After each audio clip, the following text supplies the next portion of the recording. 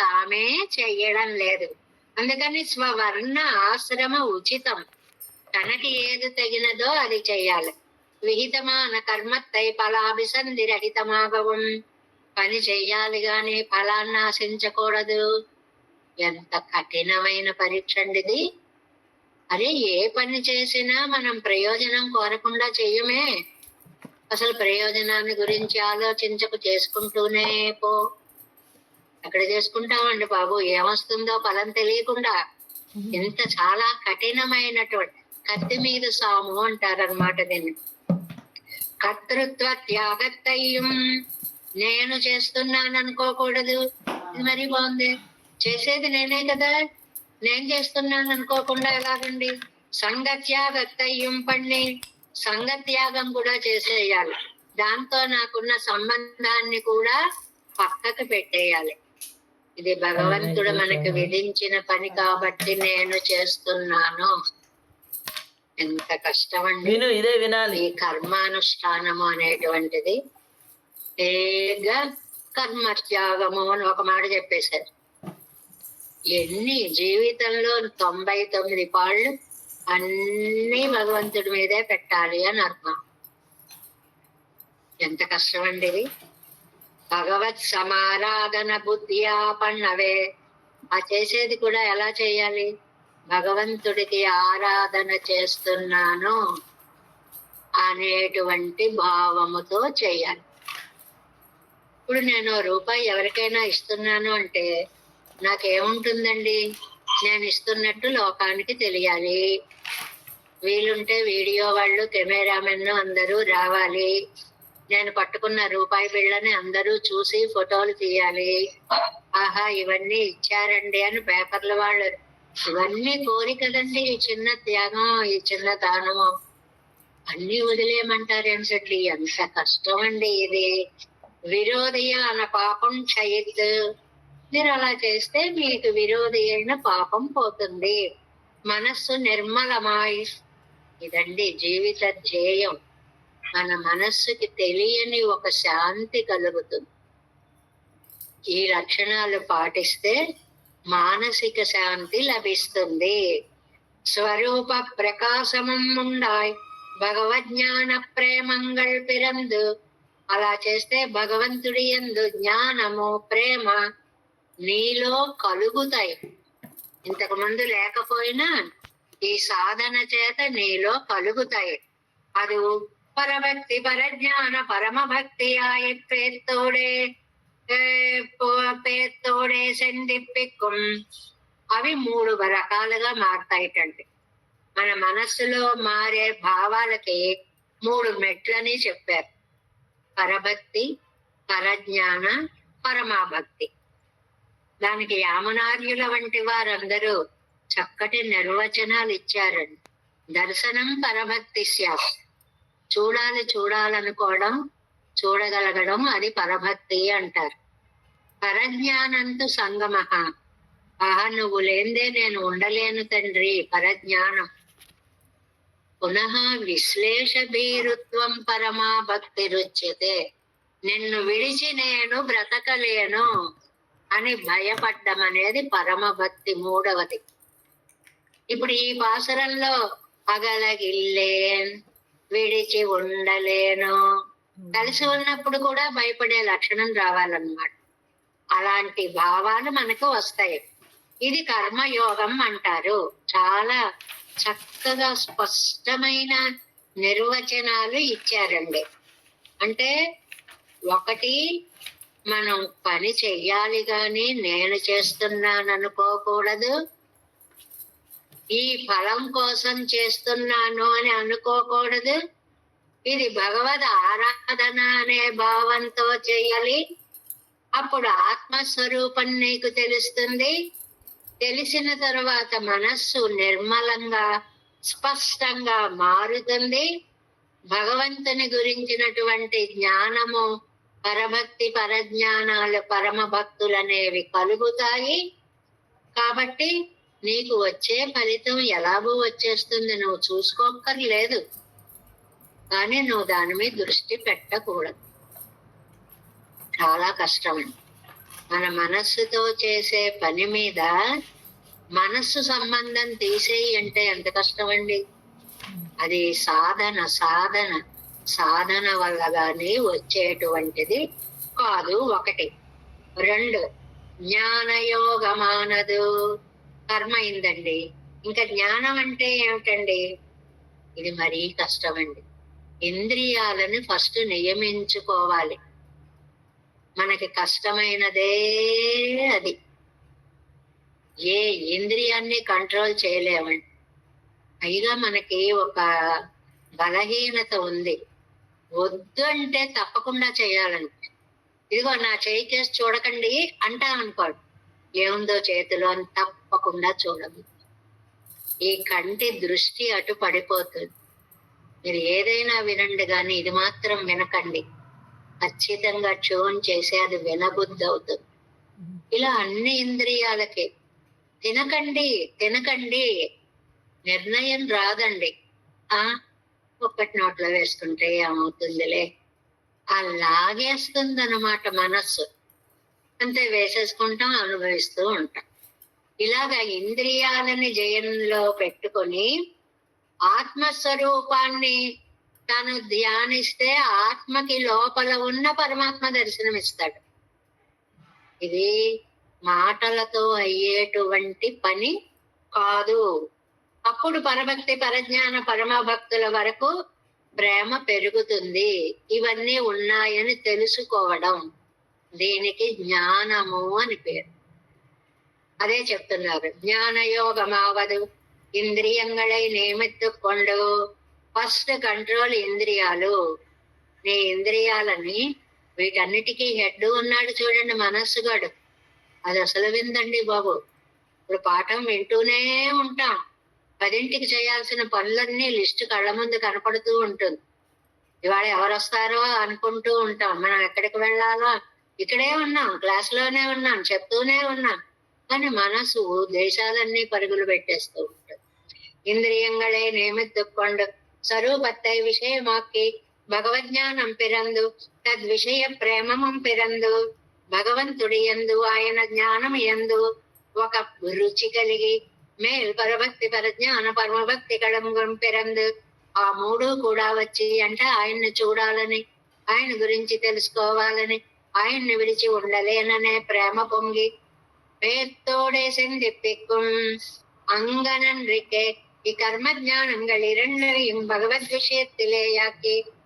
ఇలా కాకుండా ఈ కర్మని జ్ఞానాన్ని భగవంతుడి విషయం వైపు డైవర్ట్ చేస్తే మన్మనాభవ മദ്ഭക്തോ മദ്യാദി മാന്നമസ്കുരു എങ്കിരപ്പടിയെ പരഭക്തി പരജ്ഞാന പരമഭക്തികളായി പേത്തോടെ തലൈക്കട്ടും അതു భక్తి యోగమావదు.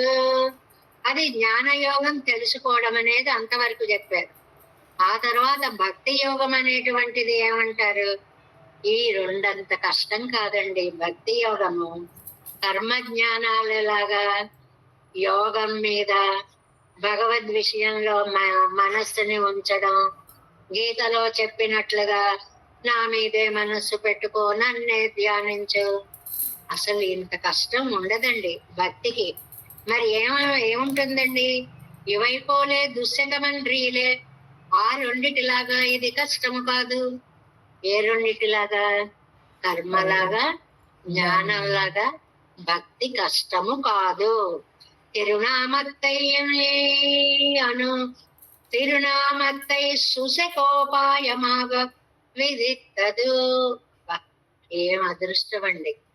నామానుసంధానం చేయండి చాలు. ఎంత ఉదారంగా దారి చూపించారండి. నిజంగా అమ్మో, కొండ తిరుపతి వెళ్ళాలి, అన్ని మెట్లెక్కాలి, ఒక్క అడుగు పడదు, మోకాళ్ళ పర్వతం ఉందిట, అసలు అక్కడికి వెళ్ళేటప్పటికి ప్రాణాలు ఏమవుతాయో తెలియదు. అసలు ఈ బెంగలు అక్కర్లేదండి. అంటే ఇవేం అక్కర్లేదండి, బస్సు ఎక్కేయండి వెళ్ళిపోండి. ఇదేం అక్కర్లేదండి, హెలిప్యాడ్లు అక్కడ దిగండి, చక్కగా తక్కువ మంది దిగుతుంది. అలా భక్తి మార్గాన్ని చెప్పారండి. కర్మకి పడే కష్టాలు లేవు, జ్ఞానానికి పడే కష్టాలు లేవు. భక్తికి ఇది కష్టం కాదు. ఎందుకు? ఎంగనే ఎన్నెల్. ఏమండి అలా ఎక్కడుందండి? అసలు ప్రపంచ వాంగ్మయం అంతా తిరునామంలోనే ఉంది. అది చెప్పుకుంటే సంవత్సరాలైనా చాలదు. ఎలాగండి? ధర్మపుత్రునకు అనేక ధర్మంగళయం సొల్లా.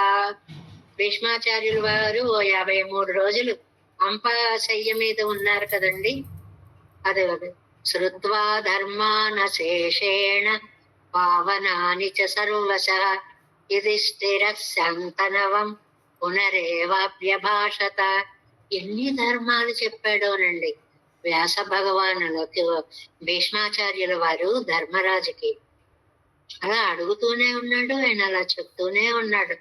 ఉన్నది ఏమో బాణాల పక్క మీద, బాణం గుచ్చుకుంటూ రక్తం కారిపోతోంది. అసలు ఆ మాటే లేదు, ఎక్కడ పడుకున్నాడు లేదు, ఏ బాధ లేదు, అశేషం ఏవీ మిగలకుండా అన్ని ధర్మాలు చెప్పాడు ఆయన. అన్ని చెప్పిన తర్వాత చివరికి మళ్ళీ అడిగాడు. అంతా చెప్పాక అడుగుతారు కదండి, ఓ ధర్మ సర్వధర్మాణం భవత పరమో మత ఎంగిరపడియే. తాతయ్య ఇన్ని బాగా చెప్పావు, చాలా బాగుంది, అది బాగుంది, ఇది బాగుంది. నీకు వీటన్నిట్లో ఏ ధర్మం అంటే ఎక్కువ ఇష్టమో?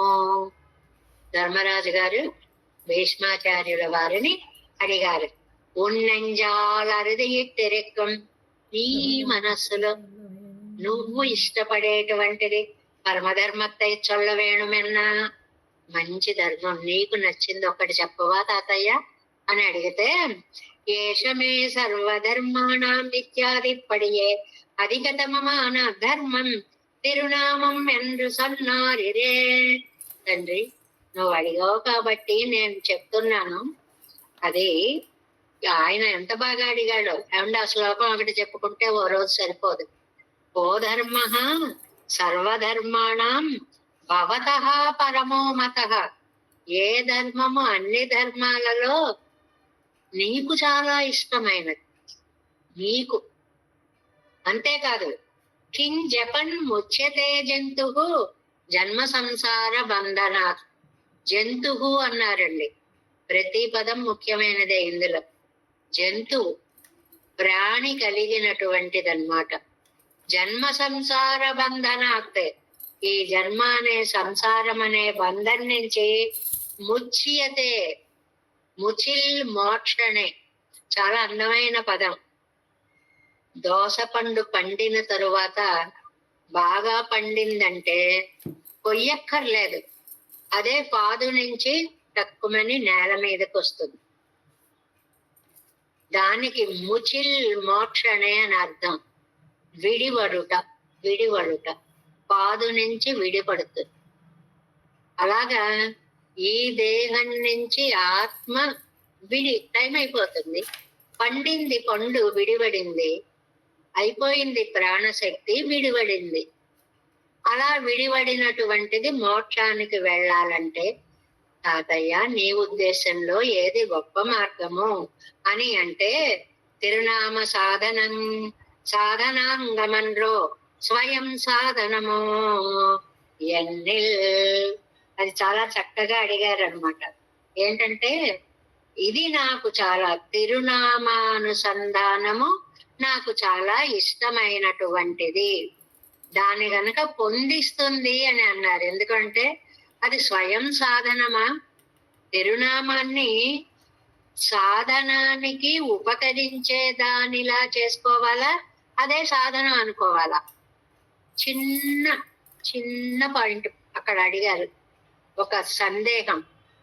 అదే సాధనమా, సాధనానికి అంగమా? తాళం తీయాలనుకోండి, తాళం చెవి తీసుకుంటే అది సాధనం అవుతుంది. ఆ తాళం చెవి పోయినప్పుడు మనం ఏం చేస్తాం? మేకులు అవి ఇవి పిన్నీసులు ఇవన్నీ అందులో పెట్టేసి తిప్పేస్తూ ఉంటాం. అంటే దాని ప్లేసులో ఇది ఉపయోగపడేది, సాధన అంగము అన్నమాట. జన్మ సంసార బంధనాత్ ముచ్యతే ఎన్ను. Next page first line. విరోధి నివృత్తయ్యం యాతి బ్రహ్మ సనాతనం ఎన్నో ఫల ప్రాప్తియం చొల్లి. ఒక్కొక్క పదానికి ఒక్కొక్క మాట చెప్తున్నారు. ఏంటంటే జన్మ సంసార బంధనాత్, ఈ జన్మ నుంచి సంసారం అనేటువంటి బంధం నుంచి మోక్షం ఇచ్చేది నీకిష్టమైనది ఏది తాతయ్య? యాతి బ్రహ్మ సనాతనం, బ్రహ్మని చేర్చేది ఏది తాతయ్య? ఇక్కడ విడిపోతే సరిపోదు, రూట్ కరెక్ట్ గా అర్చిరాదిలో వెళ్ళాలి, అక్కడికి వెళ్ళి చేరాలి అన్నమాట. అందువల్ల విరోధులను తొలగించాలి, ఫలాన్ని పొందించాలి. అలాంటిది ఈ నామమే. ఎంత తేలిక ఉపాయాన్ని ఇచ్చారండి మనందరి కరుణతోటి. నిజంగాను ఫలప్రాప్తియం సొల్లి తలై కట్టుకయ్యాలే విరోధి నివృత్తి పూర్వకమాన. వచ్చే విరోధులను అదే తొలగించుకుంటూ అభిమత ఫల సిద్ధికు స్వయం సాధనమే. కావాలంటే ఎక్కడికి చేరాలో అక్కడికి చేర్చేది భగవన్ నామము మాత్రమే. దేశోయం సర్వకామదుకు ఎన్నో సర్వాభిమత సాధనమాగ దేశవాసత్తై చొల్లిత్తు. ఇది దివ్య దేశం. అలాగే ఆరాధనానం సర్వేషాం ఎన్న తొడంగి తదీయారాధనం పరం ఎన్న తలై కట్టు అయ్యాలే. దివ్య దేశవాసం భాగవతారాధనం కూడా ఫలప్రాప్తికి సాధనాలే. అంటే ఒక శ్రీరంగం లాంటి దివ్య క్షేత్రంలో వెళ్ళి ఉండండి చాలు అన్నారు. దానికి మనం ఎన్నో కథలు చెప్పుకున్నాం కదండి. అమ్మ, మా భట్టర్ వారికి కాలక్షేపం చెప్పడానికి స్థలం సరిపోవట్లేదు, మీ ఇల్లు కాస్త ఆ ముందు భాగం ఇస్తే హాలు పెంచుకుని ఎక్కువ మంది కూర్చుంటారమ్మా అంటే ఆవిడ ఏమందండి, నాకు మోక్షంలో ఇంత చోటు ఇమ్మని మీరు పెరుమాళ్ళకి రికమెండ్ చేస్తే నేను నా ఇంట్లో ఈ భాగాన్ని ఇస్తానంటే. అసలు ఆ విశ్వాసం చూడండి. ఈయన ఇస్తే మోక్షంలో ఇంత చోటు వస్తుందండి. వస్తుంది, మీరు ఇవ్వండి, నేనెందుకు, సరే అని. అగో అలాగనమాట. అలాగా కొంచెం కూడా అహంకార స్పర్శ ఉండకూడదు. సర్వాభిమత సిద్ధియం తదీయరై ఆరాధికవే కిడైక్యం ఎన్న సొల్లిత్తు. భగవద్భక్తులని సేవిస్తే అంత మహిమాన్వితమైన ఫలం వస్తుందండి. అందువల్ల భగవత్ పూజనం కంటే కూడా భాగవత పూజనము అద్భుతమైనది. ఏ రోజు గుర్తు పెట్టుకోవాలి. అప్పటి సన్న దుశ్శకమాన సర్వోపాయంగడుக்கும் అహంకార స్పర్శం ఉండాగయ్యాలే. ఇవన్నీ చేస్తూ ఉంటాం కానీ నేను చేస్తున్నా, నేను నేను ఈ మాట తగులుతూ ఉంటుంది. అది ఉండకూడదు అన్నమాట. త్యాజ్యమాగ చొల్లెత్తు, దాన్ని వదిలిపెట్టేయాలి. వన్రాయ్ సిద్ధమాయ్ సుశకమాయ్ ప్రాప్తమాయ్. భలే చెప్పారండి. ఇలా రాయాలి వ్యాఖ్యానాలు రాస్తే. అదేమిటంటే ఇది ఒక్కటే వన్ రాయ్, ఇది ఒక్కటే ఉపాయం. తని అంటారు దీన్ని, వెరీ స్పెషల్. అంటే ఇంకో రెండో ఉపాయం లేదు. సిద్ధమాయ్, సిద్ధం అంటే మనం తయారు చేసుకోక్కర్లేదు, రెడీగా ఉన్న ఉపాయం. సుశకమాయ్, చాలా ఈజీ చేసుకోవడం కూడా. ప్రాప్తమాయ్, అది మనకి ప్రాప్తాన్ని కలిగించేది. ఇంత గొప్ప ఉంది భగవన్నామ సంకీర్తనం. భగవంతుణ్ణి చేరుస్తుంది అనడానికి చాలా అద్భుతమైనటువంటి రహస్యం ఇది. అందుకనే పెద్దలందరూ కూడా ఒంటరిగా ఉన్నా కూడా ఆ పెరుమాళ్ళ నామాన్ని అనుసంధానం చేసుకుంటూనే ఉండేవారు. నామానుసంధానం. దానికి మనకి వ్యాఖ్యాన గ్రంథాల్లో ఏం చెప్పారండి? ఆ హనుమంతుణ్ణి సముద్రం దాటించిన వాడు రాముడా, రామనామమా? కృష్ణుడు వస్త్రాలిచ్చి ద్రౌపదిని రక్షించినది కృష్ణుడు వచ్చి ఇచ్చాడా, గోవిందా అని పిలిచిన నామమా? కాబట్టి నామమే అన్ని పనులు చేసేస్తుంది. దానికి వన్ రాయ్, వెరీ స్పెషల్ అయ్యి అదొక్కటే అయ్యి, సిద్ధమాయ్, రెడీగా సంసిద్ధంగా ఉండి, సుశకమాయ్, ఈజీగా ఉండి, ప్రాప్తమాయ్, మధ్యలో వదిలిపెట్టదు, అక్కడ దాకా చేర్చేదై ఉండి తన కవ్వరు వండికే తస్మాన్యాసమేషాం తపసాం అతిరిక్తమాహు என்கிற ప్రపదనத்தை చొల్లుగిరదు ఈ పాటిల్. కాబట్టి ఈ ప్రపత్తి సర్వ ఉపాయ శ్రేష్టము. దీనిని ప్రపత్తి అంటారు, న్యాసము అంటారు, భరన్యాసము అంటారు. అంటే మన బరువుని తీసుకెళ్లి వాళ్ళ మీద పెట్టేయడం. అది ఎలా కుదురుతుందండి? అలా పెట్టగలమా అండి? పెడతాం. చూడండి, మీ అబ్బాయి మిమ్మల్ని అమెరికా తీసుకెళ్తున్నాడు, మీరేమన్నా టెన్షన్ ఫీల్ అవుతారా? వాడు కారు ఎక్కమంటే ఎక్కుతారు, దిగమంటే దిక్కుతారు, విమానం ఎక్కమంటే ఎక్కుతారు, దిగమంటే. అసలు ఇంత బాధ్యత ఉందా మీది? ఎందుకు లేదు? భారం అంతా కొడుకు మీద పెట్టారు, వాడు చూసుకుంటాడు. లౌకికమైన వాటికే ఇంత శక్తి ఉంటే సంసారం నుంచి తరింప చేసేటువంటి భగవంతుణ్ణి నమ్ముకుంటే ఆయన మోక్షాన్ని ఇవ్వడంలో ఆశ్చర్యం విశేషం ఏముంది అని చెప్పి ఈ పాసురంలో ప్రపదనత్తై, ఇది ఏమండి మనం చెప్పుకుంటున్నామా? వేదాల్లో ఉందా? తస్మాన్యాసం ఏషాం తపసామతిరిక్తమాహు. అది తైత్తరీయంలో ఉండేటువంటి వేద వాక్యం, ఉపనిషత్తు వాక్యం. సరదాగా చెప్తూ ఉంటారన్నమాట.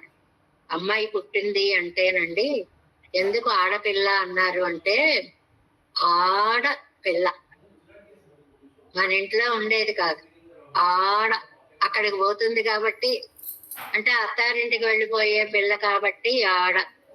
అంటే కాళిదాస్ చాలా అందంగా చెప్తాడు. శకుంతలని అత్తవారింటికి పంపించేటప్పుడు, అమ్మా నిన్ను న్యాసం అంటాము, కొన్నాళ్ళు మా దగ్గర ఉంచారంతే, తర్వాత వాళ్ళ సొమ్ముని వాళ్ళు తీసుకెళ్ళిపోతున్నారు. చాలా బాగుంటాయి ఆ శ్లోకాలు అవన్నీ. సరే, ఇంతకీ ఆ ప్రపదనాన్ని గురించి, న్యాసాన్ని, అలాగే ఈ ఆత్మ ఉందే, కొన్నాళ్ళు నీ కర్మానుభవం కోసం ఈ దేహంలోకి వెళ్ళు, ఇక్కడ వచ్చింది, అయిపోగానే దీని నుంచి ముచిల్ మోక్షనే విడిపడుతుంది, ఎక్కడికి చేరాలో అక్కడికి చేరుతుంది.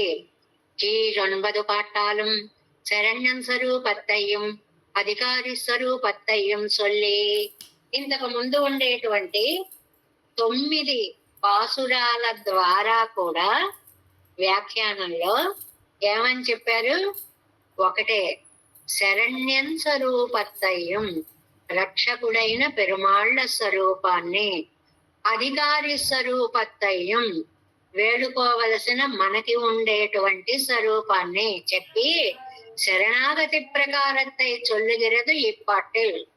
సరే, నువ్వున్నావు, ఆయన ఉన్నాడు, వెళ్ళి అడిగే పద్ధతి ఒకటి ఉంది. ఎవరి దగ్గరికైనా వెళ్ళి ఏమండి నేర్చుకోవాలనుకుంటున్నాను చెప్తారా అనకూడదండి. అవతల వాళ్ళని కొట్టినట్లుగా, నాకు మీ దగ్గర నేర్చుకోవాలనుంది, మీకు చెప్పే అవకాశం ఉందా, నాకంత అదృష్టం ఉందా అన్నంత వినయ భావంగా అడగాలి. సామెతలు ఉన్నాయి చూడండి. ఒకడు వెళ్ళి అడుగుతున్నాడు, వాడికి ఏదో పెట్టబోతోంది ఆవిడ, ఆ చేత్తో నాకు కూడా పాడే. ఇది అడగడమేనండి. ఆ చేత్తో పాడేయడం ఏమిటి అంటే చాలా నీట్గా అడగడం అన్నమాట. అలా అడగకూడదు. ఎలా అడగాలి, ప్రపత్తి అనేది ఎలా చేయాలి, అందుకే అండి ఇంత వ్యాఖ్యానం పెరిగిపోయింది ఈ పాసురంకి. ప్రపత్తి యొక్క వైభవాన్ని అంతటినీ చెప్తున్నారు ఈ పాటిల్, ఈ పాసురంలో. శరణ్యం స్వరూపమావదు. ఏమండి పెరుమాళ్ళని గురించి 1 to 9 చెప్పారంటున్నారు. అంత గొప్పవాడండి ఆయన. అమ్మో, నిరతిశయ భోగ్యమమాయే. ఆయన భోగ్యత ఎంత ఉందో మనం లెక్క కట్టలేము. మనం కాదు. విశేషం ఏమిటంటే ఆయన గొప్పతనం ఆయనకు కూడా తెలియదండి. ఇది మరీ వినడానికి ఇదిగా ఉందండి. ఆయన గొప్పతనం ఆయన ఎందుకు తెలియదు అంటే, ఒక లౌకికంగానే డబ్బున్న వాళ్ళని చూడండి, మీకు ఎక్కడెక్కడే ఉన్నాయండి ఆస్తులు? ఏవో చాలా ఉన్నాయండి, ఎక్కడెక్కడ ఉన్నాయో చూసి చెప్పాలి, నాకు కూడా తెలియదు అనేవాళ్ళు ఉన్నారండి డబ్బులు. అలాంటి వాళ్ళు ఈ కాస్త డబ్బుకి ఈ కాస్త లోకానికే ఇంత మెడిసిపాటు ఉంటే పెరుమాళ్ళు అంత వైభవం కలిగినటువంటి ఆయనకి ఎక్కడెక్కడ ఏమున్నాయో, ఇంకా తక్కువ జ్ఞానం తక్కువ జ్ఞాపక శక్తి ఉందనుకోండి, ఉన్న ఒక్కటి కూడా ఎక్కడ ఉందో తెలియని వాళ్ళు కూడా ఉంటారు. ఎక్కడో ఉండాలండి, ఎక్కడో ఉండాలని దాని చుట్టూనే వెతుక్కుంటూ, అలాంటి గొప్ప జ్ఞానవంతులు కూడా ఉంటారనుకోండి, అది వేరు విషయం. ఇక్కడ పెరుమాళ్ళకి ఆయనకి ఎంత శక్తి ఉందో ఆయనకు కూడా తెలియదు. వగుంత విషయమమాయి, పైగా సహజ సంబంధం. ఏమిటి సహజ సంబంధం? 1, 2 కాదు. అష్టాక్షరి మహామంత్ర వ్యాఖ్యానంలో చెప్పినట్టు 9 సంబంధాలు, పితాచ రక్షక శేషి ఏవో ఉన్నాయి కదండి, 9. అలాగే విరోధి నివర్తకమమాయి, మన చుట్టూ ఉండే విరోధుల్ని అవే పోగొడతాయి. తండ్రి కొడుకుని తీసుకెళ్తున్నప్పుడు కొడుకు జాగ్రత్తగా ఉండడానికి రక్షణ తండ్రే తీసుకుంటాడు, కొడుకు ఏం ఆలోచించుకోక్కర్లేదు. అది సహజ సంబంధం వల్ల వస్తుంది. సర్వ సులభమాయిరిక్కమదు, చాలా తేలిక, వీడికి తేలిక. రక్షించేవాడు కష్టపడితే పడచ్చు, వీడు హాయిగా తల్లి ఒళ్ళో నిద్రపోతూ ఉంటాడండి. అమ్మ ఎత్తుకుంటే హాయిగా అలా నిద్రపోతూ ఉంటాడు. వీడు చేసే ప్రయత్నం ఏమాత్రం కూడా ఉండదు. అల్లాదవైపోలండ్రీలే ఆశ్రయనత్తుకు ఏకాంతమాగిరుపదు సౌలభ్యం. ఇక్కడి నుంచి అండి నారాయణ నామం యొక్క అర్థాలన్నీ మళ్ళీ మళ్ళీ మళ్ళీ మళ్ళీ గుర్తు చేస్తూ ఉంటారు. నిన్న నోట్ చేసుకున్నారు కదా, నారాయణ అంటే ఎన్ని అర్థాలని చెప్పుకున్నాం? స్వామిత్వ, వాత్సల్య, స్వామిత్వ, సౌలభ్య, సౌశీల్యాలు 4 అని చెప్పుకున్నాం కదండి. ఆయనకున్నవి ఆది చేయి. 1 సౌలభ్యం, పరత్వం చేతనను కూరిచి పరందపోదే ఆశ్రయ కవన్నాదపడి. ఏమండి, పరమపదంలో ఉన్నాడండి స్వామి, సేవించండి అంటారు. అంటే ఉభయ విభూతి నాయకుడైనటువంటి పెరుమాళ్ళని సేవించండి అంటాం అనుకోండి. ఏమండి, ఎక్కడుందండి బాబు ఆ మోక్షం అనేది? దేశ విప్రకృష్టమాయిరిత్వం, ఎక్కడో దూరంగా ఉందిటండి. ఏమో వెళ్ళామా ఏమన్నానా, ఉందని అందరూ చెప్తున్నారు, నమ్ముతున్నాము అంతే. అది కూడా ఉత్తర దిశగా ఉంది అంటారండి. అందుకే ముక్కోటి ఏకాదశి ఉత్తర ద్వార దర్శన వైభవం అంటారు. అటువైపుగా తిరిగి దండం పెట్టినా చాలు అన్నప్పుడు అన్నమాట. అలాగా నారాయణ శబ్దానికి వాత్సల్య, సౌలభ్య, సౌమిత్వ, సౌశీల్యాలనే గుణాలని చెప్పారు కదా. ఇవి 4 మనం ఆయన్ని అప్రోచ్ అవ్వడానికి ఈజీగా ఉండే గుణాలు. ఇప్పుడు మనం ఒక పెద్ద మనిషిని కలుసుకోవాలి అనుకోండి, ఏమండి ఆయన అందరితోటి బాగా మాట్లాడతారండి, చూడగానే చక్కగా రమ్మంటారండి, ఏంటి ఇలా వచ్చారు అని అడుగుతారండి. అంత బాగుంటారా, అంత సులభుడుగా ఉంటారా, అయితే పెడతానని మనకి ధైర్యం వచ్చినట్లుగా పెరుమాళ్ళకి కూడా వాత్సల్యం అనే మొట్టమొదటి గుణం ఉందండి. అసలు వాత్సల్యం అంటే మనలో ఉన్న దోషాలని కూడా గుణాలుగా భావించే దోష భోగ్యత్వం అన్నమాట. 1. అంతేకాదు, తర్వాత వ్యూహం బ్రహ్మాదిగళుక్కాం అత్తనయ్యాగయ్యాలే తత్ప్రాయం. 2 నెక్స్ట్ పేజీ ఫస్ట్ లైన్. పరం అంత దూరంగా ఉందంటున్నారు, పోనీ పాల్కడలకు వస్తారా ఒడ్డుకి? బ్రహ్మాదులందరూ వచ్చి రిక్వెస్ట్ చేసుకుంటూ ఉంటారు కదా. తత్ప్రాయం, తత్ప్రాయం, ఆ పరత్వం ఎలాంటిదా వ్యూహం కూడా అంతే. సినిమాల్లో చూడడం తప్ప అసలు పాల సముద్రం అనేది ఉన్నట్టే మాకు తెలియదు. ఉంటే మాకు బోడు ఖర్చులు తగ్గేవి. మాకు అసలు దాని గురించి తెలియదు. அவதாரங்கள் பாக்யாதிகராய காலத்தில் உதவினார்க்கு வழிய பிற்படார்க்கு உதவாமையாலே కాల విప్రకృష్టమాయిరిత్వం. వ్యాఖ్యాన సౌలభ్యం అనడానికి ఇవన్నీ ఉదాహరణలు.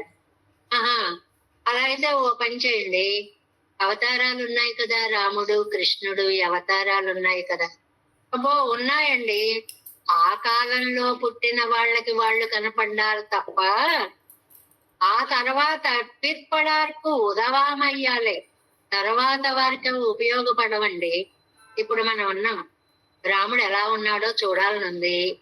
ఎక్కడ చూడగలమండి అండి? 12 అడుగులటండి రాముడు. అప్పట్లో మనుషులు అంత ఎత్తులో ఉండేవారు. ఇప్పుడు 6 అంటేనే చాలా పొడుగైన వాళ్ళు అనుకుంటారు కదండి. అప్పుడు ఉన్న సుందరకాండలో రాముడి వర్ణనలో ఇచ్చినటువంటి స్పష్టమైన లెక్క 12 అడుగుల పర్సనాలిటీ. ఇంకా దానికి తగ్గట్టుగా రూపాన్ని ఊహించుకోండి. ఎలా కాల విప్రకృష్టమాయి ఎప్పుడో రామావతారం త్రేతాయుగంలో ఎప్పుడో జరిగింది. ఆ కృష్ణావతారం ఎప్పుడో ద్వాపరే. మా కాలం కాదు, మాకు చాలా దూరమైన కాలం. అక్కురైగళ్ళు ఈ రెండు ఇంద్రియులే. ఇక్కడ ఆ 2 లోపాలు తీర్చేటువంటిది ఏమిటి? ఆ 2 లోపాలు అటు పరత్వము కాదు, అటు వ్యూహము కాదు, ఇటు విభవము కాదు. ఇవేవి కాకుండా எல்லா కాలెత్తరం ఎల్లార్కం వంద ఆశ్రయింబడి అందరూ వచ్చి అందరూ హాయిగా సేవించుకునేలాగా ఎక్కడికి వచ్చాడండి? తిరువేంగడత్తానే. ఈ తిరుమల కొండ మీదకు వచ్చి వేంచేసినటువంటి వాత్సల్యమూర్తి வானவர் கோனடும் வெங்கருபடியே నిత్య సూరిகளோடு ఇవ్వనుగుళ్ళ బ్రహ్మాదిகளோடு. ఎంత క్లారిటీయో వ్యాఖ్యానం. నిత్య సూర్యుడు కాదు, అవతల కొంచెం పాల్ కడలి దాకా వెళ్లే బ్రహ్మాదులు కాదు, ఇవ్వడగుళ్ళ మనుష్యరుகளோடு ఈతల ఉన్న మనం కాదు, కానమం వానరం మాయ కొండ అత్యంత ఏంటమ్మా జన్మ అక్కడ నారోడు వాసియర. ఇవేవి కూడా లేకుండా సర్వ సమాశ్రేణీయ స్థలం అందరూ వెళ్ళి సేవించుకోవడానికి అద్భుతమైనటువంటిది తిరువేంగడముడయ్యాం తిరువడిగళే. ఎంత హాయండి! ఎక్కడో మోక్షం కాదు, ఎక్కడో పాల సముద్రం కాదు, ఎప్పటి రాముడో కాదు, ఎప్పుడు కృష్ణుడో కాదు, ఎక్కడో అంతర్యామి లోపల దాక్కున్నాయినా కాదు. కళ్ళ ముందు వచ్చి 7 కొండల పైన వెలిసినటువంటి అద్భుత అవతార మూర్తి, అర్చావతార మూర్తి. అజహ స్వభావ నాగయ్యాలే. ఆయనకు అలవాటు ఉందండి. ఎక్కడికి వెళ్ళినా ఆయనవన్నీ ఆయన తీసుకెళ్తాడు. కొంతమందికి అలవాట్లు ఉంటాయి కదండి. మనం ఎక్కడికైనా వెళ్ళినా మనకి సంబంధించిన మనం తీసుకెళ్తాం. చిన్న చిన్న వాళ్ళ పెద్ద దేశాధినాయకులు అనుకోండి, అమెరికన్ ప్రెసిడెంట్ వస్తాడు అనుకోండి, ఆయన కారు, ఆయన వంట వాళ్ళు, ఆయన పరివారం, ఆయనకు కావలసిన వాళ్ళు అన్ని ఆయన తెచ్చుకుంటాడు. ఈ చిన్న చిన్న దేశ ప్రభువులకే ఇలా ఉంటే పరమపదం నుంచి వస్తూ ఉన్నటువంటి స్వామి అండి అజహస్వ నాగయ్యాలే. అభిమత సిద్ధి కూడలాన అందరికి అన్ని ఇవ్వడానికి జ్ఞాన శక్తి ఆది గుణాష్టంగళయ్యం ఉడయ్య నాగయ్యాలే. ఏకంగా అపహత పాత్మ విజర విమృత్యు విశోక ఎన్నో గుణాష్టకం అని చెప్పుకుంటుంటామే. అవన్నీ ఉండి సర్వగుణంగళాలం పరిపూర్ణనాన అన్ని తనలో నింపుకుని అలా నిలబడి ఉన్నాడండి స్వామి తిరువేంగడముడయ్యాన. ఎంత చక్కటి అర్థమో! ఆయన ఏదో ఒక విగ్రహంలా కాదండి, పరమపద వాసుడైనటువంటి స్వామి ఆ సకల కళ్యాణ గుణాలని విడిచిపెట్టకుండా అజహత్ స్వభావనాయ్. జహత్ అంటే విడిచిపెట్టడం. ఆ జహత్ విడిచిపెట్టని కళ్యాణ గుణాలతోటి తిరువెంకటాద్రిపై వేంచేసి ఉన్నటువంటి స్వామి శరణ్యన్. ఆయనండి శరణ్యుడు. చెప్పడాల్లో అందాలు ఉంటాయండి, చాలా అందమైనటువంటి ఆచార్యులని. ఒకసారి గోపాలాచార్య స్వామి వారిని ఆయన నడిచి వెడుతున్న నడుస్తూ ఉన్నటువంటి విజ్ఞానము అన్నారు. జ్ఞానానికి రూపం వస్తే అలా నడుస్తూ వెడుతూ ఉంటే అదే రూపము అని ఆ వైభవాన్ని రాస్తూ మన రఘునాథాచార్య స్వామి వారు ఒక మాట అంటారండి. శ్రీరంగంలో కొంతమంది పండితులు వచ్చి, ఏమండి శ్రీభాష్యం అంటే ఎలా ఉంటుందండి అని అడిగారటండి. ఇంకా భగవద్ విషయం ఇప్పుడు మనం చెప్పుకుంటున్నాం. ఓహో ఇలా పాసురాలు, తిరువాయిమొഴി అది ఇది అని. శ్రీభాష్యం కొంచెం కష్టం కదండి. వీటి మీద 5-6 శాస్త్రాలు కలుపుకుని ఉంటుంది తనలో. ఒక వాక్యం చెప్పాలి అంటే అంటే ఏమంటే రాకపోతే వినకూడదంటే వినొచ్చు, అర్థమవుతుంది, కొంతవరకే అర్థమవుతుంది. మన శక్తికి అందేటువంటిది కాదన్నమాట. అలాగే శ్రీభాష్యం అంటే ఎలా ఉంటుంది అని అడిగారటండి. అడిగితే ఆయన అన్నారట, ఆ పండితుడు, శ్రీరంగంలో అన్నమాట ఇది, మీరు ఒక పని చేయండి, సాయంకాలం శ్రీరంగ వీధుల్లోకి రండి. ఆ వీధుల్లో ఒక సాధారణమైన పంచకట్టు కట్టుకుని, ఒక కండువాని నడుంకి బిగించుకొని ద్వయమంత్రాన్ని అనుష్ఠానం చేస్తూ కూరత్తాళ్వాన్ అనే రూపంలో ఒక కాంతి అడుగులు వేస్తూ నడుస్తూ వెళుతూ ఉంటుంది. ఆ కూరేసులనే శ్రీభాష్యం అంటాం మేము. నడయాడే శ్రీభాష్యం కూరత్తాళ్వాన్. అలాగే గోపాలాచార్య స్వామి వారు నడయాడే విజ్ఞానం మొత్తం. అది భగవద్ విషయమా, భాష్యమా, సకల శాస్త్రాల ఎంత అందమైన వర్ణన ఇచ్చారండి. ఎలా ఉంటుందండి అంటే అదే నిర్వచనం. మీకు చూడాలి అంటే ఆ రూపం నడుస్తుంటే ఒకసారి ఊహించుకోండి. అదే విజ్ఞానం అంటే. అంటే ఈ చెప్పడంలో అసలు లైన్స్ చదువుతూ ఉంటే మనకి ఎంత ఉత్తేజం, ఎంత ఆనందం, ఎంత బాగుంది అనిపిస్తుందో. అంటే నిరాడంబరత్వం మూర్తీభవించినట్టు ఉంటారండి. ఏదో ఎక్కిరాల వారు అన్నట్టు ఏవయో 2 అక్షరములు కలిగిన అని ఒక అందమైన పద్యం ఒకటి రాశారండి ఆయన.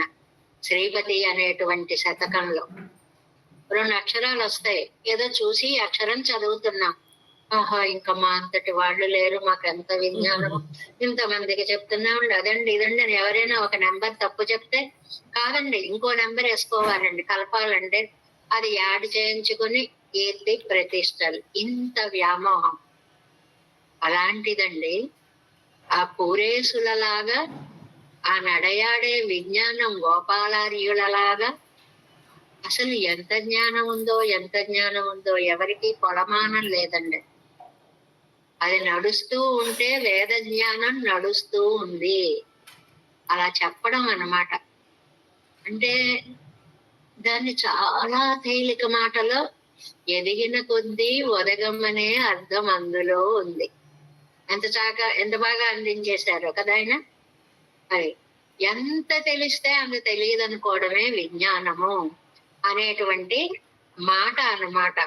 అందువల్ల తాను అత్యంత హేయ జన్మనక్కడ నారోడు వాసయర సర్వ సమాశ్రయణీయ స్థలం తిరువేంగడముడయ్యాన్ తిరువడిగళే.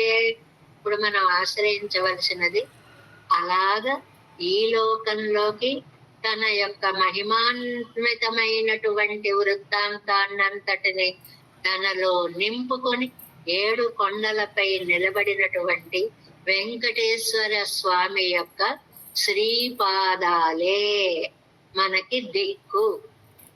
ఈ ప్రపద్యే అన్నదానికి అర్థం అదనమాట. అంత అందమైనటువంటి అర్థం. ఆ జహత్ స్వభావ నాగయ్యాలే ఇది చెప్పేశాం కదా. ఆ జహత్, జహత్ అంటే విడవడం. ఆ జహత్ విడిచిపెట్టడం అలవాట్లేదు. అభిమత సిద్ధి కూడలాన అది అడిగిన వాళ్ళకి ఇవ్వాలి కదా అన్ని. జ్ఞాన శక్తి అది గుణాష్టంగళయ్యం ఉడయ్యనాగయ్యాలే సర్వగుణంగళాలం పరిపూర్ణనాన. అన్ని గుణాలు ఆయనలో ఉన్నాయి. తిరువెంగడముడయ్యాన్ శరణ్యన్. అలాంటి తిరువెంగడముడయ్యాన్ మనకి దిక్కు. ఎంత బాగా అందించారండి. ఇది నమ్మాళ్ళ వాళ్ళకి కృతజ్ఞతలు చెప్పాలో, నమ్మిళ్ళయ్య గారికి చెప్పాలో. మరి సారాంశాన్ని అంతటిని అలాగా వ్యాఖ్యాన రూపంగా అందించినటువంటి మహానుభావుడు. అధికారి స్వరూపమా వధు. ఇంకా బానే ఉందండి, ఇన్ని గుణాలు ఉన్నాయి. అధికారి ఎవరండి? అనన్యగతిత్వము. మనకు ఉండాల్సిన క్వాలిఫికేషన్స్ చెప్తున్నారు. అనన్యగతిత్వము, నాకు నువ్వు తప్ప వేరొక దిక్కు లేదు. ఇంక ఈ పదాలు మనకు వచ్చేయాలి. నా అన్య గతి, ఇతరులు గతి కాదు, అనన్య గతి. ప్రాప్య రుచియం, నువ్వింత బాగుంటావట కదా, నీ దగ్గరికి వస్తే ఇంత రుచిగా ఉంటావట కదా, ఇంత ఆనందంట కదా. స్వరూప ప్రకాశమం వెంగరి వయ్యరే, ఏమిటి స్వరూపం? పారతంత్ర జ్ఞానం, శేషత్వ జ్ఞానము. తిరియక్కుక్కడుక్కిప్పటి ఆశ్రయం కూడుమో ఎన్నెల్. ఏమండి ఇది మనుషులకేనా అండి? జంతువులకు కూడా అలాగే చూపిస్తాడా దయ? ఓరి పిచ్చి వాళ్ళలారా, ఎన్ని చోట్ల చూపించలేదు? శ్రీ గజేంద్రాడ్వాన్ భగవత్ సమాశ్రయం పళ్ళినాగత్తురై చువడిగడిరే ఎగిరి ఇట్టు వైత్యం సొల్లియం కేట్టుం పోరానిండ్రోమే. ఏమండి మనం ఇంకా నామమేనా చెప్పాలంటున్నారు. గజేంద్రుడు ఏమన్నాడండి? కుయ్యో అన్నాడు. పదాలు లేవు, అర్థాలు లేవు, వేరే. ఏనుగు చేసే శబ్దం అది, కుయ్యో అని. ఒక విశేషం ఉంటుంది, ఏడుపులో ఎప్పుడు ఓకారం ఉంటుంది. ఓ అని ఏడుస్తున్నాడంట. అలా అంటాం ఎందుకండి? ఈ అని ఏడుస్తున్నాడు అనం కదా, ఈ అని నవ్వాడు అంటాం. ఊ అని ఏడుస్తున్నాడు అంటామా? అనం. ఓయే వాడతాం. దాన్ని మనకి దూర్జటి కాళహస్తీశ్వర మహాత్మ్యం అని ఒక బుక్ లో ఒక అందమైన పద్యం రాశాడండి. మనం ఎక్కడున్న వాళ్ళం అక్కడి నుంచే ప్రపత్తి చెయ్యొచ్చు. మన దగ్గర ఏం మెటీరియల్ ఉండక్కర్లేదు. గజేంద్రుడి దగ్గర ఏముంది? తొండమెత్తి కుయ్యో అన్నాడు. ఆ ఓ అండంలోట ఓ